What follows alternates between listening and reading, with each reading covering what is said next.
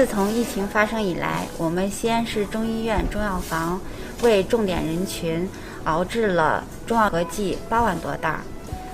近日来，我们为这个定点的医院，还有一些这个确诊患者，进行了这个1人1方的这个中药的熬制。